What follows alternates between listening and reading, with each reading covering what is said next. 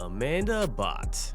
There aren't many people I've known longer career-wise than Amanda, and people that I could say have followed such a similar path to mine. Amanda Abot is the real deal, with a really long string of letters behind her name and one of the brightest in her industry. She's held leadership positions in massive urban school districts at a young age where she was known as an innovator. She was an award-winning rep for Kellogg where she served those in K12 and in healthcare. And now she is the Vice President of K12 for Palmetto Gourmet Foods, where she has the responsibility of building out their K12 division. This episode is her origin story and an inspiration to all young professionals. It's also the beginning of a series of episodes sponsored by Woodles. What's a Woodle, you ask? Well, listen and find out. Your taste buds will thank you. Amanda Abot, how are you doing today? Thank you so much for joining me on the Next Up podcast. Yes, thanks, Marlon. I'm very happy to be here, and it is my first podcast ever. So how was your first podcast? You're my first. That is amazing. Mission accomplished. So me and you, we go back a bit, right? Yeah, we do. Probably 8 years or so. I was working in either Polk County or I don't know. I was working still at a district. I think you were at Orange County at the time. Yeah, maybe my first year there. Yeah. Met at a Florida School Nutrition Association state conference. I like how you got that look on your face because you're not going to get into how we met.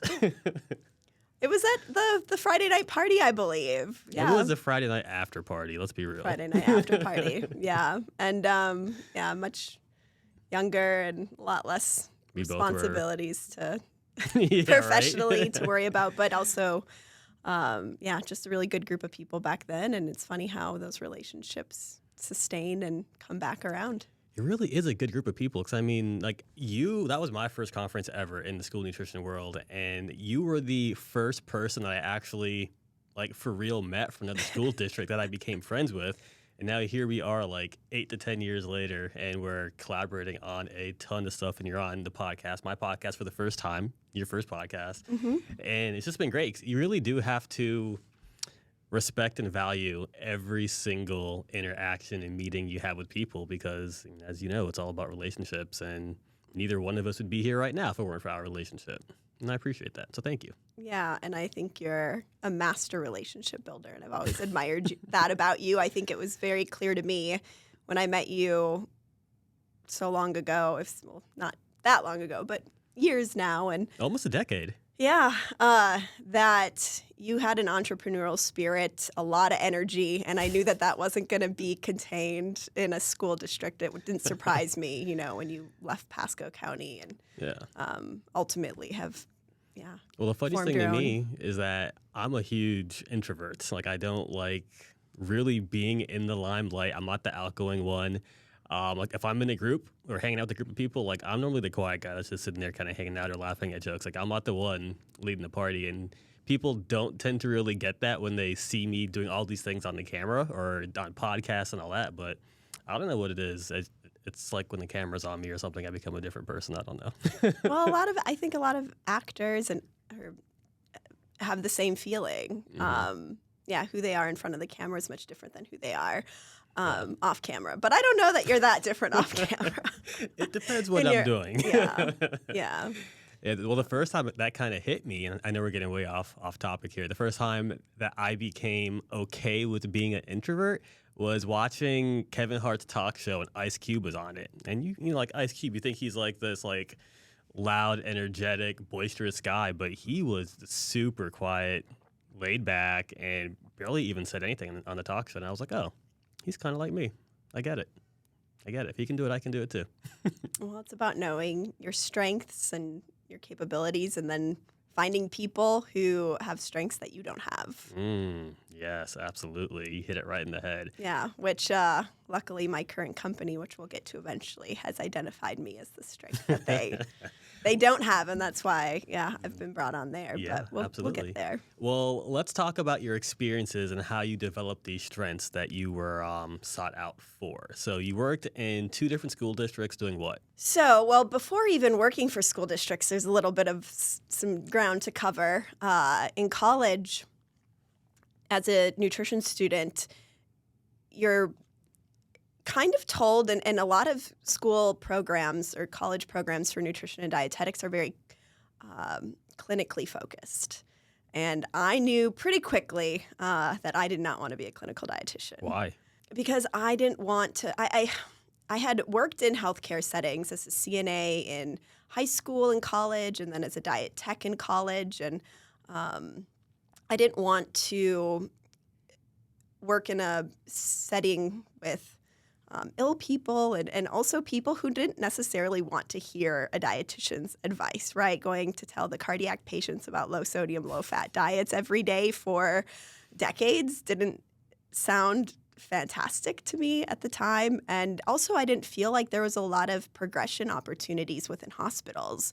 I mean, to become the senior dietitian is, seniority. You have to be at a hospital for a long time for that type of career progression, and I didn't see myself kind of staying so stagnant. And also, I've never been traditional. I didn't see myself staying in one place, settling down, getting married, and having kids right away, and I wanted a much more dynamic career. You are very ambitious. That's one thing I have to say about you, because every time we talk about like the things that we want in our futures and what we're going after, like you always have a plan and you're ready to attack it. That's something I appreciate from you. And I feed off of that, so thank you. Yeah, sometimes the plan's a little clearer than other times, but ultimately, keep putting one step in front of the other, take advantage of the opportunities that come to you. But in college, I applied to a lot of different opportunities. I had 3 different internships during my time in college, but one of them was an internship with the Schwan Food Company, whose R&D facility just happens to be in my hometown, or about 10 miles outside of my hometown, basically my hometown in Marshall, Minnesota. And I interned there the summer before my junior year of college. And for those of you who don't know, though most people listening to this podcast probably do, Schwan's is a huge manufacturer of frozen pizza for school systems. And actually in elementary and middle school, they would hold fundraisers and we would go taste test Schwan's school pizza. That sounds like fun. It was the best. And for the people that may not know Schwan's, they may know Jet Tila, because isn't Jet one of their corporate chefs or something like that? Yeah, I believe so. Yeah. But that was... This is way back in the day, before his time probably. Mm-hmm.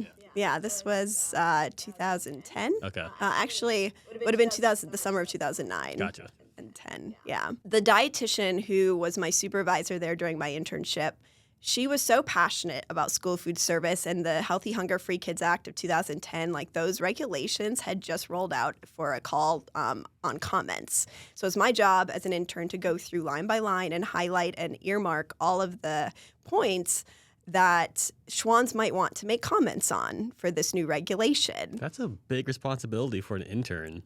I was, they hired me and they trusted me. And wow. And it opened my eyes to a career that I hadn't really known about. Like, school food service had never been on my radar. It's not something we really were told about in our early classes of nutrition and dietetics. And then the woman I worked under, her name is Sue Holbart. She now is the Nutrition and Regulatory Affairs, I believe, senior manager for ConAgra. I'm probably not getting that title right, but she was a huge inspiration. Her passion for school food service and making sure that the food that Schwan's was developing met these new regulations coming down the pipeline. I sat in on meetings with her, with their R&D and their marketing, and the communication she had. She was the school nutrition expert, and it just, like, this light bulb went off in my head. Yeah. And I'm like, wow, this is a career, that I can get behind. A lot of dietitians want to go into pediatric nutrition and work in, like, children's hospitals. But once again, I mean, seeing sick kids every day, like that. That'd be tough. It's definitely a calling and rewarding, but not what I wanted. But now I'm like, this is a different avenue to be able to work with kids. Mm-hmm. And so I went home. I remember going home that summer and like making this big announcement to my parents in our family kitchen. And like, Mom and Dad, I know what I want to do with my career. And they were like, okay. I'm like, I want to work in school nutrition and school food service. And they were like, okay. I remember. What is that and why? I was so excited because I felt like I had found a direction for my career. And they just didn't quite understand at the time. Well, that's radically different from what they did, or maybe still do. I don't know, because weren't your parents farmers? Yeah. My parents were farmers.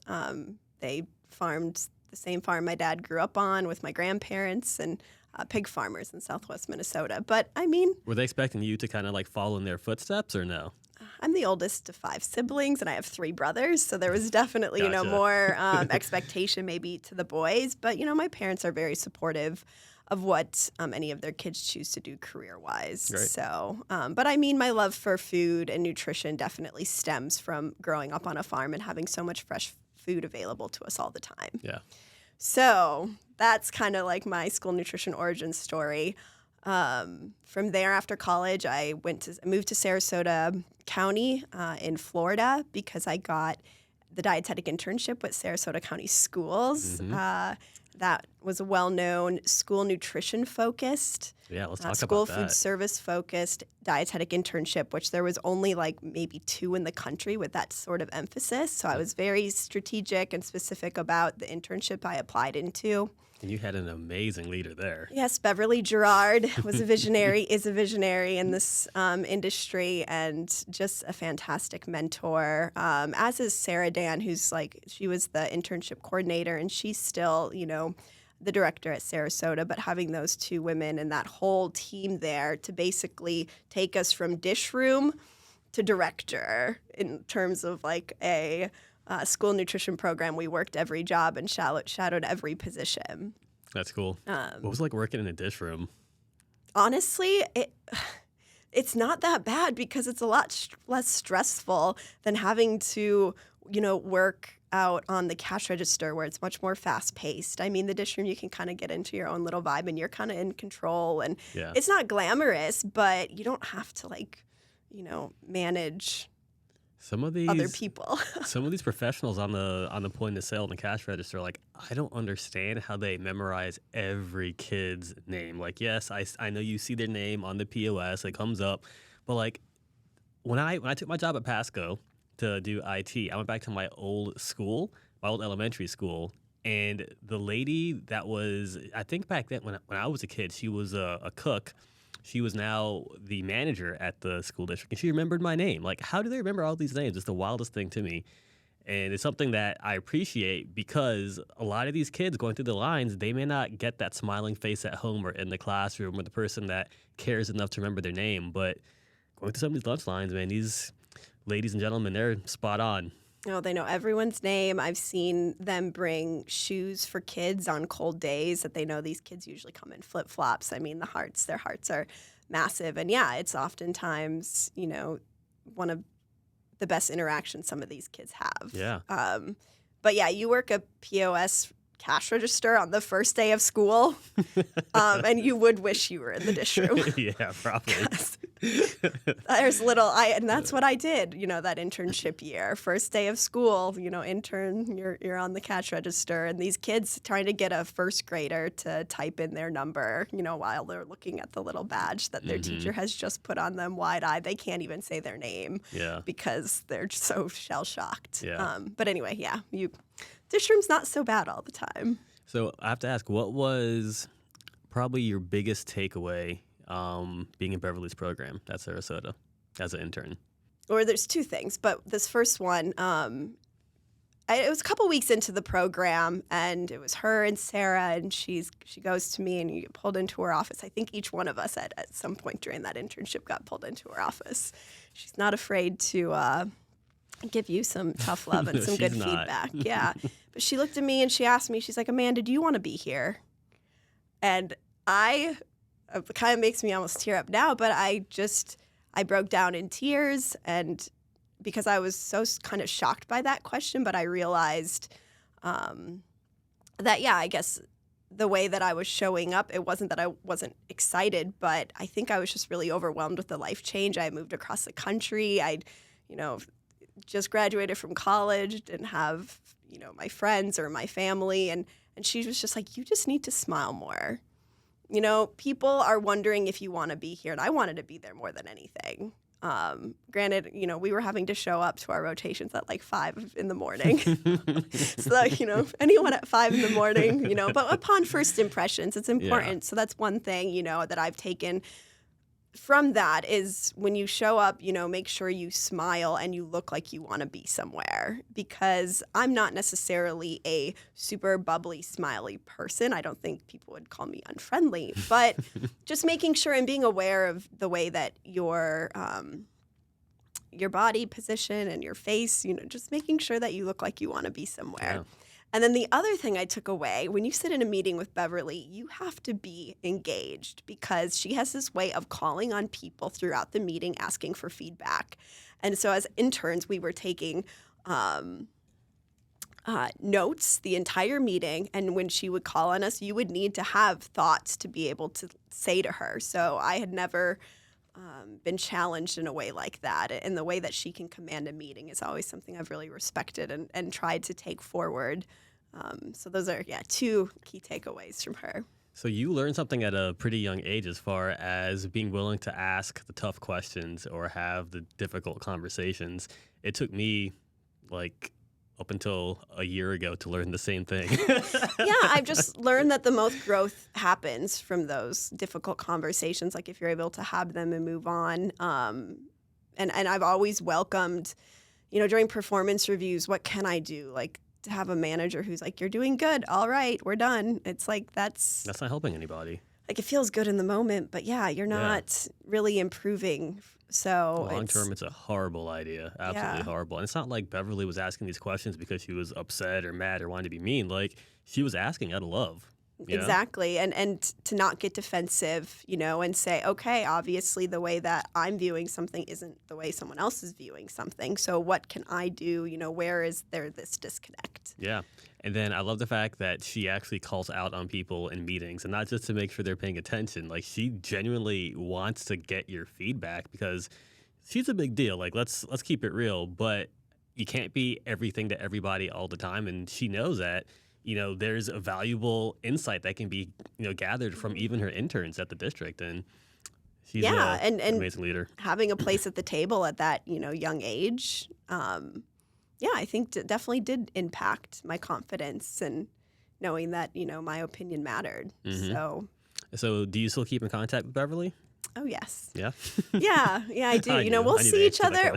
We'll see each other at professional events once in a while. But every time I'm considering, a big career move, or she's just been a great sounding board. And okay. I hope to host her at my house. We've been talking about that for a while. But it would be, a fun moment to have that. And I have to say, speaking of hosting, you are an amazing host. I had the chance to go to your Christmas party over the weekend. Well, that's just the benefit of, living close to each other. And But you definitely have a love for food and love for people. And oh my gosh, that spread was legit. Well, thank you. Whatever that potato soup was that you made, that was next level.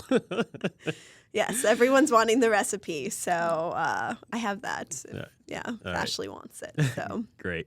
So talk to me about Orange County and Polk. What'd you do there? Yeah, so after my internship, I searched for a job in Florida that would bring me into a school district. So Polk County hired me as an area supervisor. There's about 100 schools in that district, and we had 3 area supervisors. So at about 23 years of age, I was overseeing 33 cafeterias with women, all women. I didn't have a male manager, actually, all women who most of them had been in their cafeterias longer than I had been alive. And in fact, there was one, Linda Waring. She was had been in her cafeteria since she was in her late teens, and she was now, I believe, just about to retire. Wow. So she liked to remind me that I had, or she had been in her cafeteria for twice as long as I had been alive. Oh, man.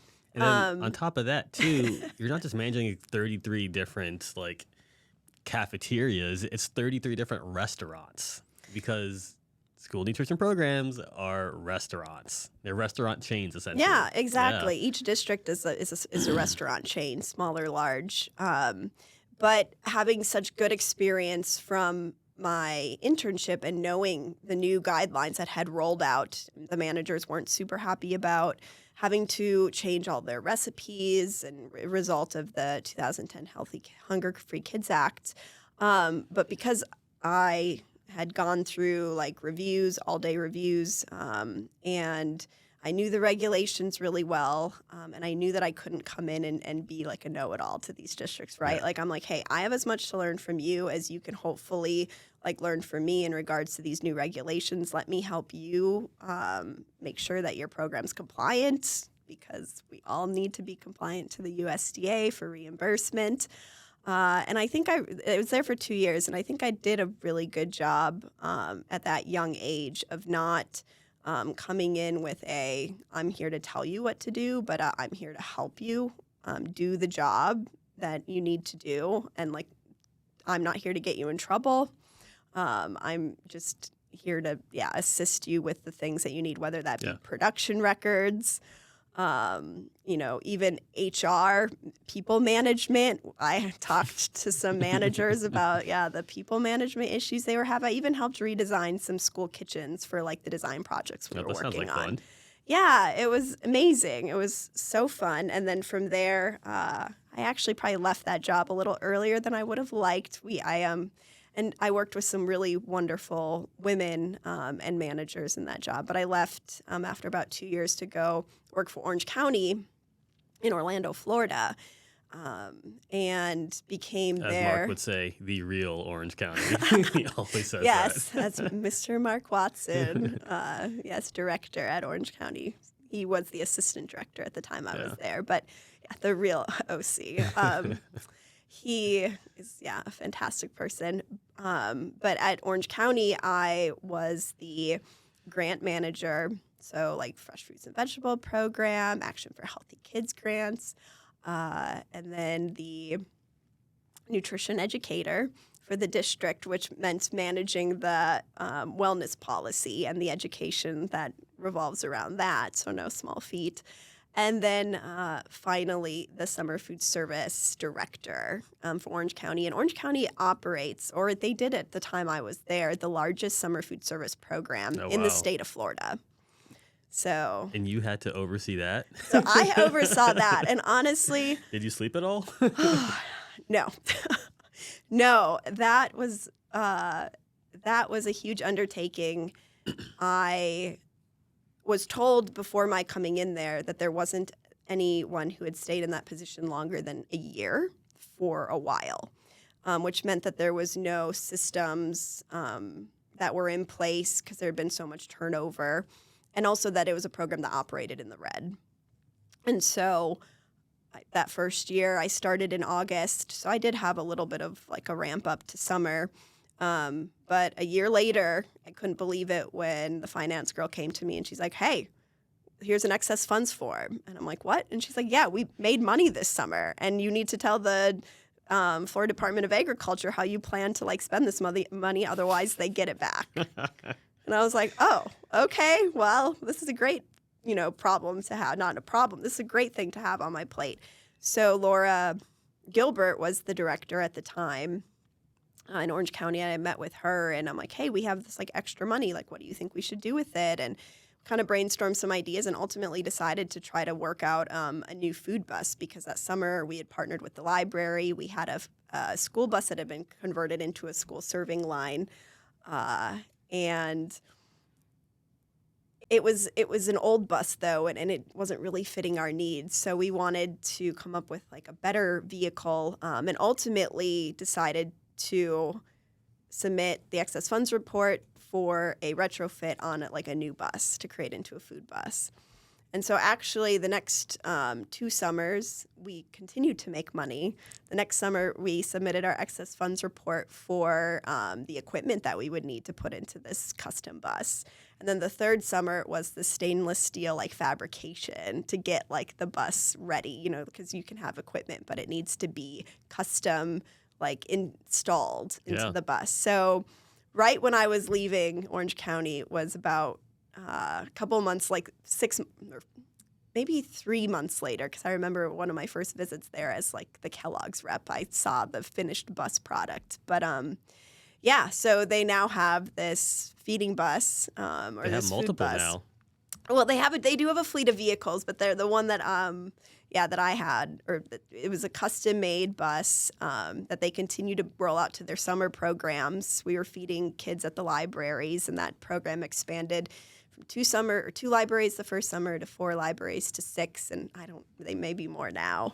Yeah, before Laura retired, I had the opportunity to go out there, and we did a highlight on Orange County, and I got a chance to check out some of the buses, and those are pretty awesome. So kudos to you for helping get that program launched.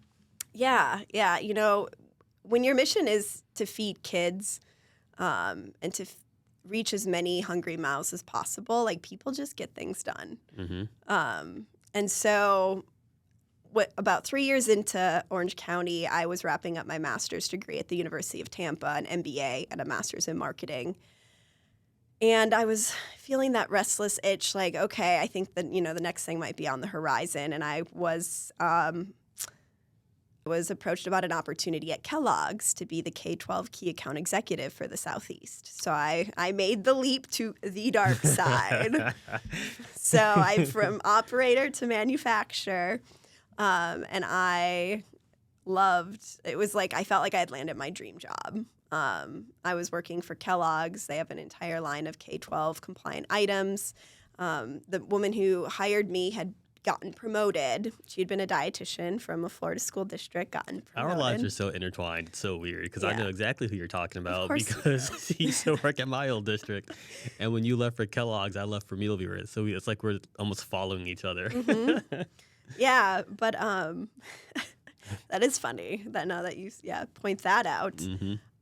But she had gotten promoted and needed someone to fill her spot. So, you know, we asked around and it's word of mouth and, you know, landed on me and I got the job and became the Kellogg's key account exec for the Southeast. The Southeast, I was told, it was the largest enrollment of students for this region in the country. So there's a lot of eyes on the Southeast, a lot of big districts down here. But for 4 years, really, I got to lead those initiatives for the Southeast and had a lot of fun learning the manufacturer side of school nutrition. Didn't you win awards too? I thought you won some award for Kellogg's or at Kellogg's. Yeah, I won our team's Golden Apple Award. I sold a lot of our vanilla confetti pancakes and did some really cool partnerships with Miami-Dade and created some custom marketing promotions and really had a lot of fun, you know, working top down with some systems and having been an operator and a dietitian and a school nutrition specialist, you know, I was able to be a leader for our team and really enjoyed that position. But through some restructures with Kellogg's, Kellogg's dismantled, I guess, the K12 business unit due to restructures. And so now I just recently, like this past fall, I was really kind of feeling that itch again. I'm like, you know, this job with Kellogg's is ultimately, it's not the job I applied for, the job I was hoping to have. Was, you know, still thankful to have a job through all the restructure.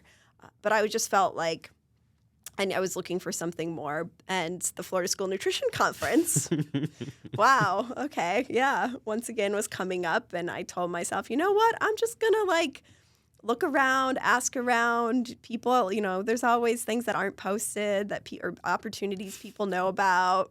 And so I had gotten done setting up my table and was just walking the show floor before the show starts just to see if there was any new things in this booth in the back corner. caught my eye, and it was like Woodles. And I was like, what in the world? What's it's a Woodle. And I was like, okay, yeah, I'm going to have to like come back and talk to that booth a little bit more just out of curiosity. I could tell it was some sort of noodle based on some of the imaging. But yeah, worked the show. And I think, the second day I mentioned it to you that I was really interested. And then also I saw Sally Nicholson, a director that I knew from my time Lexington with Kellogg's. Yeah, and I had seen her in South Carolina. And all of a sudden, I'm standing at her booth, and she's on the manufacturer side, and I'm like being pitched a product. It was a really weird moment because I'm like, Sally, this is just like, I'm like, this is, I don't know what, type of space continuum I'm in, but like, it's weird to be, that you're the manufacturer and exactly. And then I mentioned it to you, and you mentioned that they may have a position, and I was like, okay, yeah, like here's my resume, pass it on. A few calls with the CEO later. Did you think that whenever I was like, hey, I think they're going to be hiring a VP for K12, did you think that they were Well, you didn't say serious? VP for K12. You said they need someone to like lead the broker. I'm like, okay, yeah, I can do that. Through Kellogg's, like I know how to manage a manufacturer-broker relationship. Mm-hmm. I'm like, that sounds like something up my alley. So during, the call with the legal, with their legal team, and they're presenting me the offer, and they're like, and your title will be VP of K12. I was like, okay, VP of the K12 division. Well, when the CEO explained it to me, he always said a VP of sales, right, for K12. But then, I introduced you to him. 2 days later, you're on a call. 2 days later, you have an offer. And then now the job is the VP of K12, which is a pretty big title. Yeah, it is. And,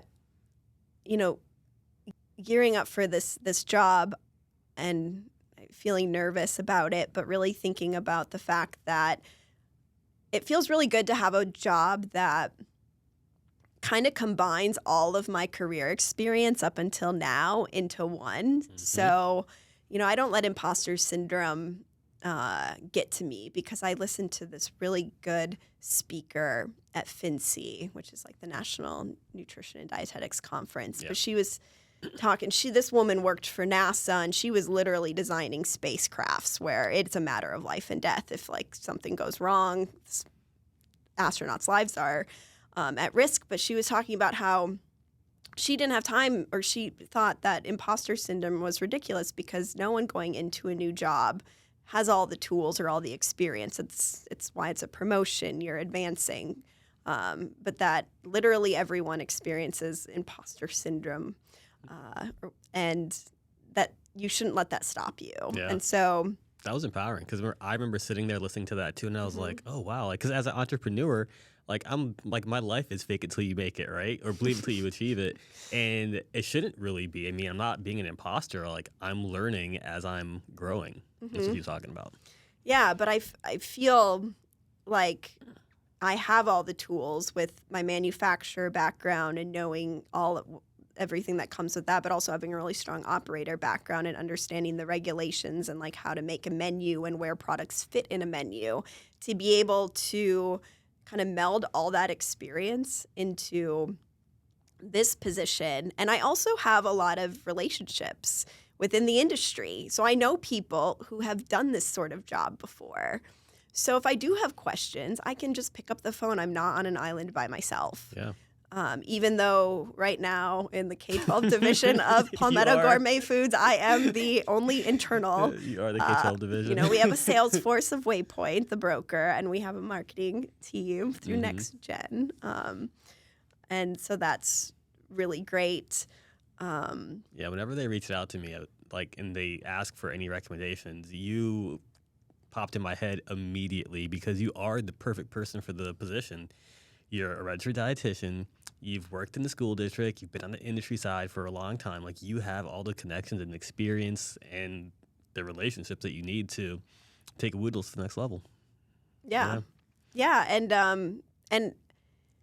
I had thought to myself, and I've had this thought, that I would like to take a small smaller company with a product that I really believe in and build it out. Because I had seen other people do that within my industry. You know, it's nice to have the Kellogg's name to back me up when I'm trying to get a meeting. And, you know, people entertain you because you're Kellogg's. But, like, what does that mean when you have, you know, you're a lesser-known company but with a product that you really believe in and can get behind? And so that's really what Woodles is, and whole grain ramen. It's a product that kids love. I mean, really everyone loves. Adults get excited about ramen too, but kids especially get excited about ramen. It's a whole grain ramen, which we haven't seen in the school segment at all. It's filling this huge hole, and it only takes about 5 minutes in hot water to heat it up and scratch cook this product, which is extremely versatile. You can drain it after cooking it, toss it in sauce. You can use it in like a broth bowl. It can be at like a build-your-own ramen bowl station. Yeah. I mean, it's so easy to prepare, even I can prepare. And I've cooked Woodles at home many a nights. I've tried Woodles with curry chicken, with beef, like all different types of things. And it, like, it's good. It's really good. And whenever I first started helping out with some of the marketing and relationships and all that, at the Florida show, I would actually bring people to the Woodles booth, like almost kind of hoping that someone wouldn't like it because I haven't received one piece of bad feedback about Woodles yet from directors from anywhere, whether it was Florida or in New York or wherever else I took people to the booth. Everyone just loves it. And I don't think I've ever seen a product that is so well received than Woodles. Yeah, it's a really wonderful product. I've gotten the chance to work a few shows in December, and seeing, you know, after working with Kellogg's and feeding people vegan chicken nuggets, which also were very well received most of the time, but it's always, you know, a very skeptical audience. Like everyone is they're willing to try ramen and Woodles, and the response is just, it's so fun. But yeah, I mean, so Palmetto Gourmet Foods is the first American producer of innovative, sustainable, plant-based ramen. And so we have our original whole grain recipe, but I'm also working on a high protein version, which is already available in retail, but we're working on a whole grain formulation that incorporates pea protein in the dough. And the CEO of this company, one of the reasons that I really kind of was the nail in the coffin for me for my decision was hearing his passion about being able to provide high protein meals at low cost to kids. And that's really his mission. And to know that a CEO for a company with this new division, because Palmetto Gourmet Foods wasn't in food service, and they've launched into K12 food service with one SKU, and to know that he has a vision for this product and he believes in it and he wants to get healthy, high protein, low cost meals into the mouths of America's kids was a mission that I could get behind. Yeah. And it's not just the kids in America, it's kids across the world. Like, we've had some conversations, both me and Reza, and this dude has a fire in him, and all he wants to do is serve. Yeah, I guess we sent ramen product over to the Ukraine, like during those times in the recent history, and he's a visionary, and he's been giving me a lot of trust in his product and leading this division. But once again, you know, it's a leap that is a risk, yes, but also one I'm very strategic with any risk. I'm not a risk taker like you, Marlon. I don't really jump blindly. But we take the same risk, right around the same time. It's kind of weird. Yeah, but I maybe make sure more boxes are checked before I jump than you. Not me, I'm does it feel good? All right, we're gonna do it. Yeah, and I'm checking the water temperature and the depth, and okay, I'll jump feet first, not head first. And I'm head first. But yeah, it's just a really fantastic product that I'm really looking forward to seeing how this is gonna be incorporated into schools.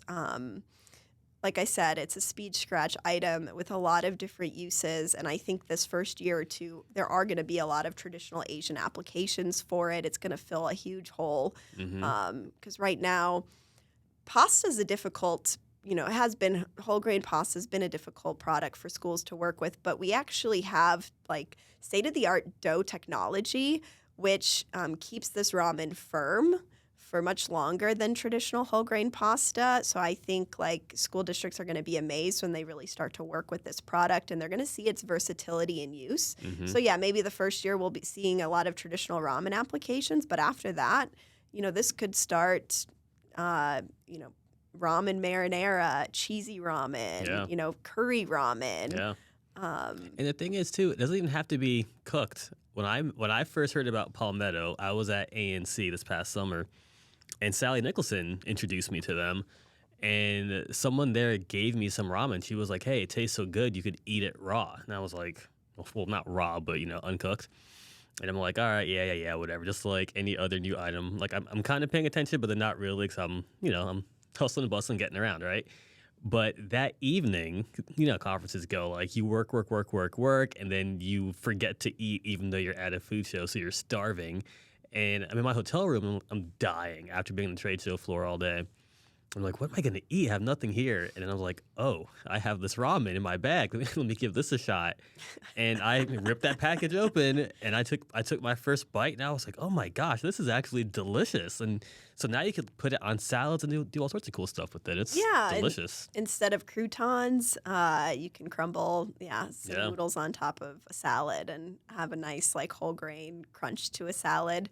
And it's funny because I've actually talked to some friends, about my new professional endeavors, and unsolicited, they're like, a couple people have told me their kids eat ramen raw. And I'm like, I'd never heard of that. I used to eat ramen all the time growing up, but I'd never eaten it raw. Yeah, and as looking into the future and wanting a innovation pipeline, things like that, there's possibilities with this company aside from, our high protein version. What other ways can we deliver ramen other than bulk packaged? So, I think, if we can get this first year going and manage the national launch of this product, there's a lot that this company is going to be able to offer school nutrition programs. And ultimately, I'm just really excited to be given the opportunity and a lot of faith from the company in my ability to be able to lead this product. Yeah, and I mean, speaking of faith and the leadership at the company, I would say Ray's is very similar to Beverly in the fact that he listens to other people. Like, he brought you in and Sally Nicholson and some of the others because he understands that he is not the expert here, and there's things to be learned from other people. And sitting at the table with him and you and the others, like, he is actively like trying to get information out of you, like what can he do? How can he be better? How can he feed more kids? Like, how can we make this product taste better, be more nutritious, and all those things? And he's all about it. And so much to the fact that he's willing to work with school districts and help and receive recipes they develop, but then give them the credit for developing the recipes. Like, he wants to collaborate and work with more people and just learn because he's new to this vertical in food service.